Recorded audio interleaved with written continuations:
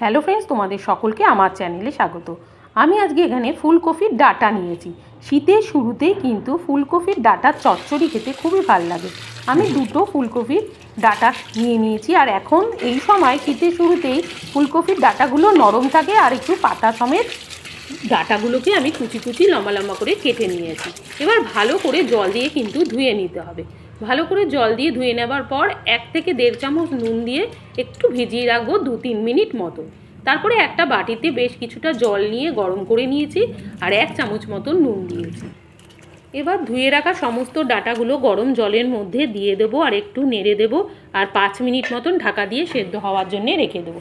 5 minute পর দেখো ডাঁটাগুলো সেদ্ধ হয়ে গেছে, খানিকটা সেদ্ধ হয়েছে আর একটু সেদ্ধ হবে, সেটা আমাদের তরকারি রান্না করতে করতেই কিন্তু সেদ্ধ হয়ে যাবে। আজকে যেহেতু ডাঁটার চচ্চড়ি করছি, এই ডাঁটার চচ্চড়ি কিন্তু খেতে সকলেই ভালোবাসো। তো আজকে আমি পোস্ত সর্ষে দিয়ে ডাঁটার চচ্চড়িটা তৈরি করব।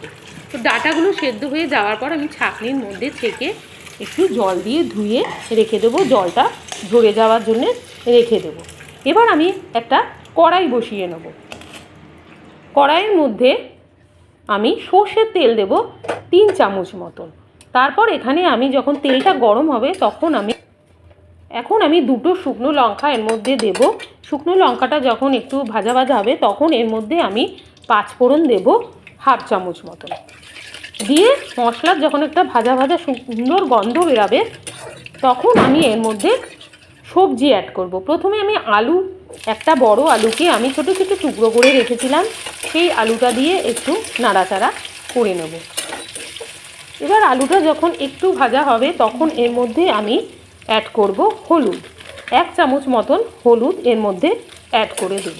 হলুদ দিয়ে আলুটার মধ্যে আবার নাড়াচাড়া করে নেব। নাড়াচাড়া করে নিয়ে এই কাজটা কিন্তু লো ফ্লেমেই করতে হবে। এরপর আমি শিম দেব।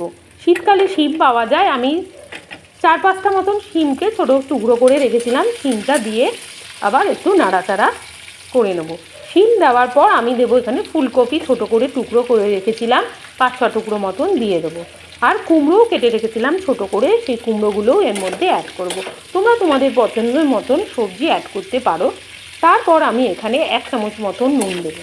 নুন দিয়ে ভালো করে এটাকে একটু ভাজা ভাজা মতন করে নেব। দেখো আমি ঠিক যেভাবে করছি সেইভাবেই তোমরা সব সবজি দিয়ে একটু নাড়াচাড়া করে নেবে। নাড়াচাড়া করে নেওয়ার পর 5 মিনিট মতন ঢাকা দিয়ে লো ফ্লেম করে রেখে দেবো। 5 মিনিট পর ফিরে আসলাম। এরপরে আমরা দেব বরবটি। আমি একটু লাল লাল মতন বরবটি নিয়েছিলাম, বরবটিটা আগে দিতে ভুলে গেছিলাম, আমি তাই পরে একটু বরবটিটা দিয়ে দিলাম। বরবটিটা দিলেও কিন্তু খুব টেস্ট লাগে। তোমরা এর মধ্যে বেগুনও দিতে পারো, আমি বেগুন দিলাম না। এরপর দেখো আলুগুলো অল্প অল্প সেদ্ধ হয়ে গেছে আর সব সবজিগুলোই সেদ্ধ হয়ে গেছে। নাড়াচাড়া করতে করতে আরেকটা সুন্দর গন্ধও বেরিয়েছে। এবার সেদ্ধ করে রাখা ডাঁটাগুলো সবজির মধ্যে দিয়ে দেবো। সব সবজির মধ্যে ডাঁটা দেওয়ার পর আমরা ভালো করে মিশিয়ে নেব। এই ফুলকপি ডাঁটার চচ্চড়ি কিন্তু শীতকালে খুবই টেস্ট লাগে, অনেকেই ভালোবাসো। তো আমি ভালো করে সব সবজি দিয়ে নাড়াচাড়া করে নিয়েছি। মিশিয়ে নেওয়ার পরে সব সবজির সঙ্গে ডাঁটাগুলো তারপর আমরা ঢাকা দিয়ে আরও 5 মিনিট লো ফ্লেমে রেখে দেবো। এরপরে আমি ঢাকনা তোলার পরে এরপরে আমি টমেটো মেশাবো।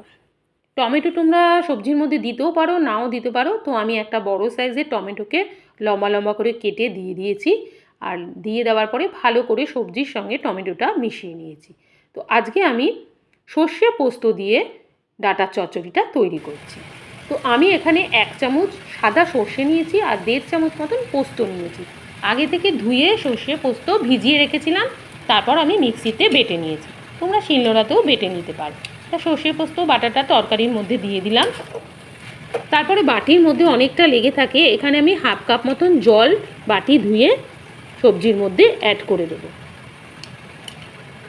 এরপরে সব একসাথে ভালো করে মিশিয়ে নেব। পোস্তটা 2-5 মিনিট মতন একটু নেড়ে নেব যাতে পোস্তর কাঁচা গন্ধটা চলে যায়।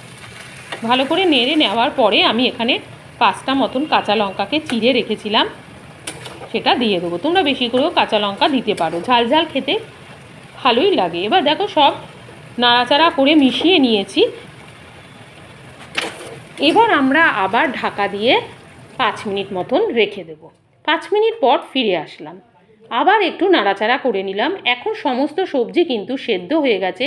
আমি এখানে হাফ চামচ মতন চিনি দিয়েছি, তোমরা চিনি দিতেও পারো, নাও দিতে পারো।